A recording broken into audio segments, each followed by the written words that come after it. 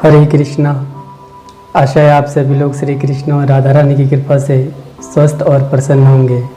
आज हम सभी लोग वर्तमान समय में ऑक्सीजन की कमी के विषय पर बात करेंगे और हम समझेंगे कि हवा में जब ऑक्सीजन है तो सिलेंडर की आवश्यकता क्यों होती है।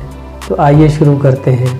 हम सब जानते हैं कि ऑक्सीजन के बिना हम थोड़ी देर भी जीवित नहीं रह सकते, क्योंकि ऑक्सीजन सिर्फ ऑक्सीजन गैस ही नहीं बल्कि ये हमारे लिए प्राणवायु से कम नहीं है। यदि हम इसको प्राणवायु कहेंगे तो कोई अतिशयोक्ति भी नहीं होगी।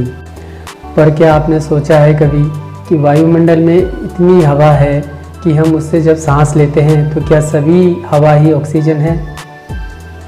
लेकिन वास्तव में ऐसा नहीं है। वायुमंडल में 78% गैस लगभग नाइट्रोजन है, जो हम सांस के माध्यम से इसका कभी उपयोग नहीं करते। 21% गैस जो वायुमंडल में सबसे ज़्यादा तीसरी गैस की अवस्था के रूप में ऑक्सीजन है, जो हमारे प्राणवायु के रूप में जाने जाते हैं, और 1% गैस जो है वो अन्य गैसों के रूप में विद्यमान है हमारे वायुमंडल में। ऑक्सीजन गैस एक डायटोमिक गैस है। इसका रासायनिक सूत्र O2 है। ऑक्सीजन गैस का ना कोई रंग होता है और ना ही इसका कुछ गंध होता है। जब हम सांस लेते हैं तो वायुमंडल में उपस्थित 21% ऑक्सीजन गैस में ही हम सांस लेते हैं, और सांस के माध्यम से 21% के लगभग ऑक्सीजन हम अपने फेफड़ों में खींच लेते हैं। लेकिन जब सांस छोड़ते हैं तो 15 या 16% सांस के माध्यम से ही वापस ऑक्सीजन वायुमंडल में निकल जाता है। यानी कि 4 या 5% ऑक्सीजन गैस को ही हमारा शरीर अवशोषित करता है। यानी कि 4 या 5% हम जब सांस छोड़ते हैं तो कार्बन डाइऑक्साइड को छोड़ते हैं।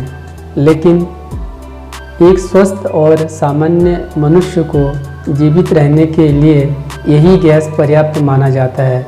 लेकिन जब आदमी बीमार पड़ता है या उसको फेफड़े की शिकायत होती है या उसके फेफड़े खराब हो जाते हैं, तब यही 21% गैस से उससे काम नहीं चलता।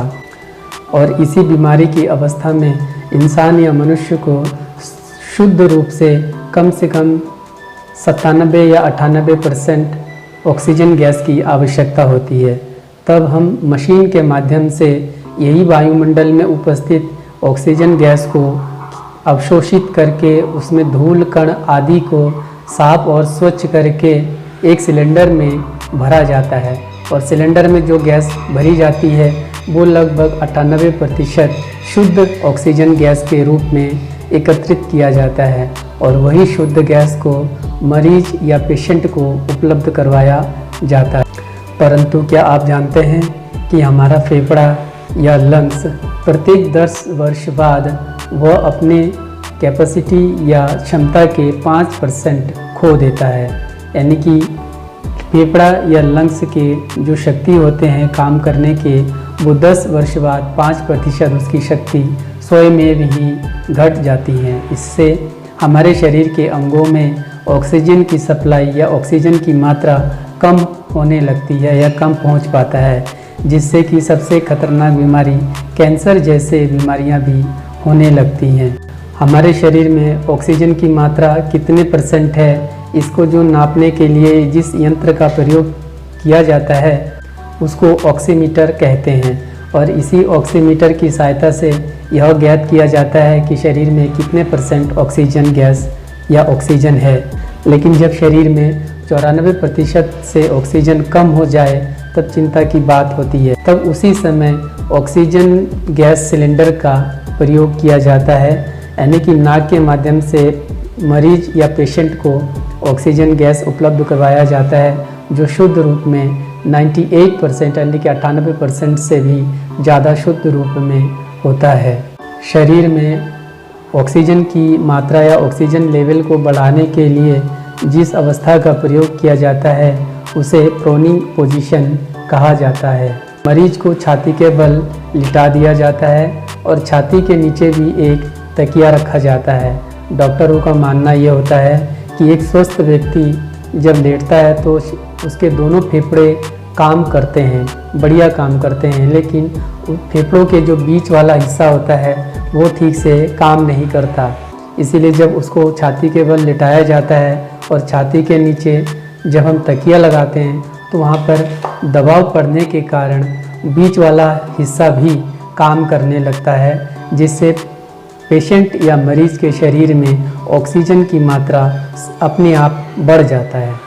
और यह एक्सरसाइज आधा घंटा सुबह और आधा घंटा शाम को मरीज या पेशेंट से करवाया जाता है, जिससे कि उसके शरीर में ऑक्सीजन के लेवल या ऑक्सीजन का स्तर बना रहता है।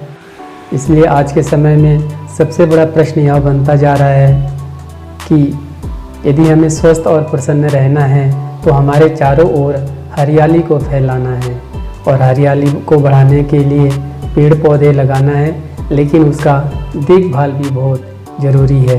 तो बस आज के वीडियो में इतना ही। यदि वीडियो अच्छा लगे तो लाइक करिए, इसको शेयर करिए, इस चैनल को भी सब्सक्राइब करिए। हरे कृष्णा। अपना ध्यान रखिए, स्वस्थ रहिए और मस्त रहिए।